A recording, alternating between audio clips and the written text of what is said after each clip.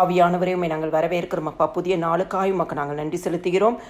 1 கொரிந்தியர் 9:16 சுவிசேஷத்தை நான் பிரசங்கித்து வந்து மேன்மை பாராட்ட எனக்கு இடமில்லை, அது என் மேல் விழுந்த கடமையாயிருக்கிறது. சுவிசேஷத்தை நான் பிரசங்கியாது இருந்தால் எனக்கு ஐயோ.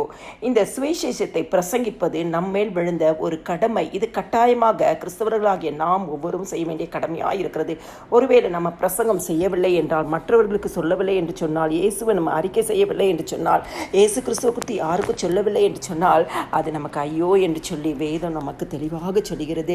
கிறிஸ்துக்குள் பிரியமானவர்களே, சங்கீதம் 31:19 சொல்கிறது, உமக்கு பயந்தவர்களுக்கும் அனுப்புத்திற்கு முன்பாக உம்மை நம்பியவர்களுக்கும் நீர் உண்டு பண்ணி வைத்திருக்க உடைய நன்மை எவ்வளவு பெரிதாக இருக்கிறது.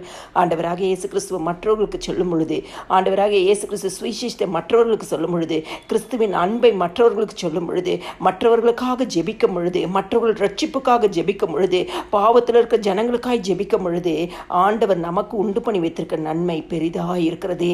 இந்த நாளிலும் கர்த்தருடைய வார்த்தை, கர்த்தருடைய சத்தியத்தை, கர்த்தரை குறித்து நீங்கள் ஒவ்வொருத்தருக்கும் சொல்லுங்க. ஏதோ ஒரு தருணத்தில் யாருக்காகவும் நீங்கள் ஜெபிக்கும் பொழுது அந்த ஜெபம் நிச்சயமாக அந்த குடும்பத்தை ரட்சிக்கும். அந்த ஆசீர்வாதம் பரலோகத்தில் உங்களுக்கு எழுதப்பட்டதாக இருப்பது மட்டும் இல்லை, பூமியிலும் அந்த நன்மையை நீங்கள் அனுபவிப்பீர்கள். ஆமென்.